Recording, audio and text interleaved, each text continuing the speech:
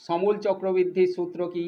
না P into 1 plus R by 100 whole n, এটা সমূল চক্রবৃদ্ধির সূত্র।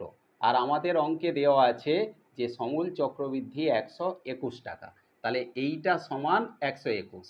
বা গাইডেন্স সাপোর্ট ম্যাথ এডুকেশন ক্লাসে নবম শ্রেণীর সকল ছাত্রছাত্রীদের স্বাগত জানিয়ে শুরু করছি আজকের অঙ্কের ক্লাস। আজকের ক্লাসে আমি তোমাদের শেখাবো কোষে দেখি 6.2-এর সমহারের অঙ্ক। আজকের ক্লাসে মূলত আমি 16 দাগে 5-এর অঙ্কটাই শেখাবো। অঙ্কটা ইম্পর্টেন্ট অঙ্ক, অবশ্যই তোমরা অঙ্কটা ভালো করে বুঝে নাও, তারপরে অঙ্কটা ভালো করে প্র্যাকটিস করতে থাকবে। কোষে দেখি 6.2-এর 16 দাগে 5-এর অঙ্ক আছে। এক ব্যক্তি একটি ব্যাংকে 100 টাকা জমা রেখে 2 বছর পর সমূল চক্রবৃদ্ধি পেলেন 121 টাকা। বার্ষিক চক্রবৃদ্ধি সুদের হার কত?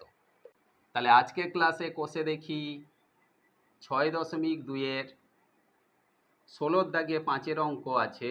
আমাদের অঙ্কে বলা আছে এক ব্যক্তি ব্যাংকে 100 টাকা জমা রাখেন।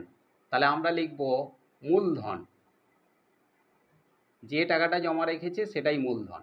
এই মূলধনকে আমরা পি ধরি। এই টাকাটা কত? না 100 টাকা। কত সময়ের জন্য রেখেছিল? তাহলে লিখব সময়টাকে আমরা এন ধরে নিই, সমান 2 বছর। 2 বছর ব্যাংকে টাকাটা রেখেছিল।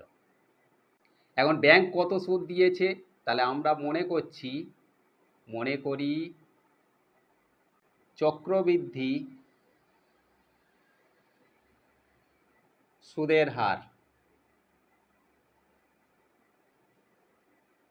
এটা দেওয়া নেই, আমাদের বের করতে হবে। এটাকে আমরা R% ধরে নিচ্ছি।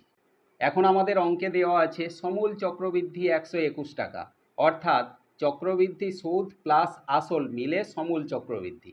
তাহলে এখানে আমরা লিখব শর্তানুযায়ী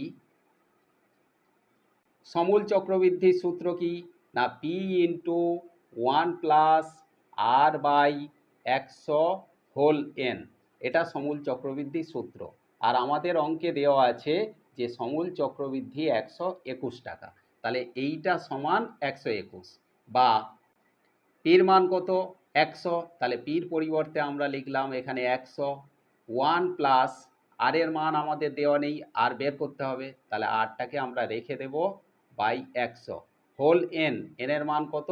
না 2 বছর, তাহলে এখানে স্কয়ার সমান 121। বা 1 plus R by 100 whole square সমান, এপারে আছে 121, এই 100টা এখানে নিচে এলো। বা এটা যেমন আছে আমরা রেখে দেব 1 plus R by 100 whole square সমান 121/100। এটাকে যদি আমরা বর্গ করতে যাই তাহলে 11-র সঙ্গে 11 গুণ করলে 121 হয়, তাহলে এখানে আমরা লিখব 11। আর 10-এর সঙ্গে 10 গুণ করলে 100 হয়, তাহলে 11/10 এর হোল স্কয়ার। তাহলে হোল স্কয়ার মানে কি? 11 গুণ 11 121, আর 10 গুণ 10 মানে 100। বা দেখো সমানের বাম দিকে স্কোয়ার আছে, ডান দিকেও স্কোয়ার আছে, তাহলে উভয় পক্ষ থেকে যদি আমরা স্কোয়ারকে তুলে দিই, এখানে থাকবে 1 প্লাস আর বাই 100 সমান 11/10। বা আর বাই 100 এটা আমরা রেখে দিলাম সমান 11/10, আর সমানের বাম দিকে ছিল +1, সমানের ডান দিকে নিয়ে যাচ্ছি, হয়ে যাবে -1। বা R by 100 is equal to 11 minus 10 একে 10, লসাগু করে আমরা বিয়োগ করলে পাবো 1/10। বা আর সমান তাহলে কত? না 100-র সঙ্গে 1 গুণ আর 10টা নিচে থাকবে, তাহলে 100/10।